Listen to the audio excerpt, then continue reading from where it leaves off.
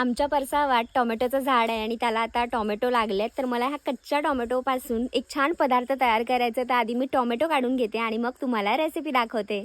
कच्च्या टोमॅटोपासून तुम्ही कोणकोणते पदार्थ बनवता, अजूनपर्यंत बनवलेत किंवा तुमच्या आवडीचे कोणते पदार्थ आहेत ते मला कमेंटमध्ये सांगा. तर मी एवढे कच्चे टोमॅटो काढून घेतलेत. काही टोमॅटो अजून लहान आहेत म्हणून आता ह्याच टोमॅटोपासून आपण पदार्थ तयार करूयात. तर चला सुरुवात करूया. सुरुवातीला टोमॅटो स्वच्छ धुवून घ्यायचे आणि त्यानंतर देठाचा जो भाग आहे तो कापून घ्यायचा आणि टोमॅटोच्या आतला सगळा गर आहे तो काढून घ्यायचा.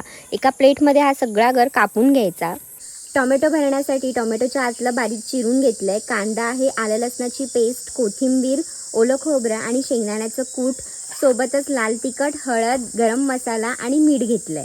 टोमॅटोच्या आतला जो गर निघालाय ना त्या गरामध्येच पाण्याचा अंश आहे. तर त्याच्यामध्येच आपण हे छान चुरून मिक्स करून घेणार आहोत. सर्व जिन्नस एकत्र मिक्स करून घ्यायचे आणि तयार झालेलं सारण टोमॅटोमध्ये गच्च भरून घ्यायचं.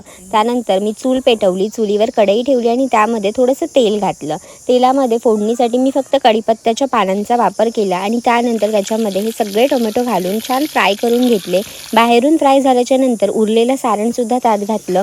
त्यालासुद्धा छान परतलं आणि त्यावर झाकण ठेवलं आणि 1-2 मिनिटांसाठी छान वाफ काढून घेतली. मसालासुद्धा आतमधला छान शिजून तयार होता आणि मग हे टोमॅटो मस्त चमचमीत असे तयार झाले. तर आता खाऊन पाहते आणि तुम्हाला सांगते कसे झालेत.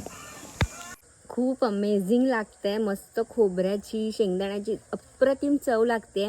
नक्की ट्राय करून पहा आणि फॉलो फॉर मोर रेसिपीज.